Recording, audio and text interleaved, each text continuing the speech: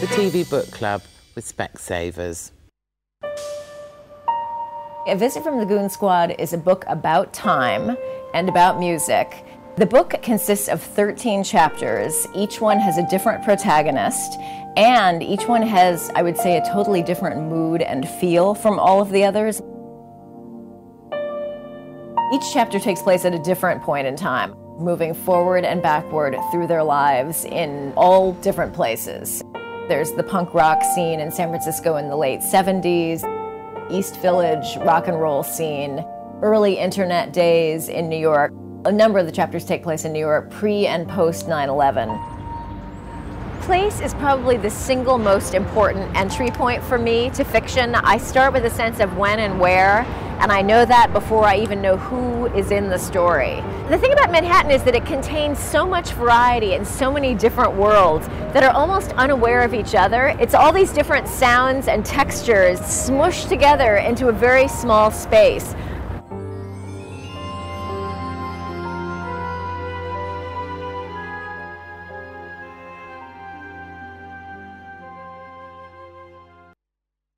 Well, I must say, A Visit from the Goon Squad, one of my favourite books, actually, so far. I just thought... In life, ever? No. OK. On this show. I loved it, and I was lukewarm about the previous two books in this series, but I thought this was excellent, and there was so much I thought was going to put me off this book. It's quirky American, it's a therapist and cookie people and people in the punk rock music, and I thought, I'm going to hate this. But actually, I read it almost in one go, which...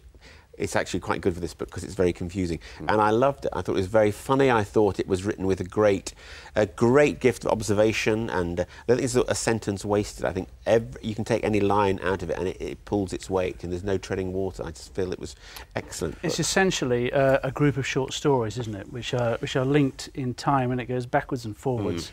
And whilst I really enjoyed nearly all of the short stories, I wish they'd been just in a line.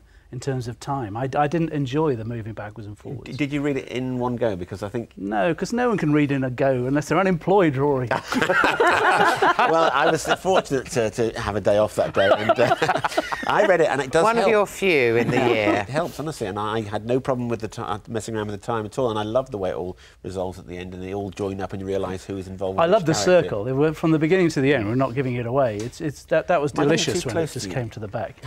Sorry. I found it's beautifully written, and she's obviously a huge brain, and she managed to put these pieces together so well. You can't help but admire the writing, and it certainly transports you to these different worlds and different times. I found there was something slightly bleak about being able to live people's entire lives, to jump forward 20 or 30 years and see how so many of them lost their dreams or lost their hopes or lost their relationships. And whilst that's truthful and beautifully evoked, and there is some value in that in the sense that it helps you, it makes you value what you have now. It makes you want to go home and grab the people you love and tell them and not lose things. I did feel this sense of kind of crumbling mortality everywhere. But isn't the Not what the Squad, titles are alluding to. The Goon Squad is time. Time will get us all at the end, but I kind of know that. And I'd like to be fooled slightly more, but she did it beautifully. The TV Book Club with Specsavers.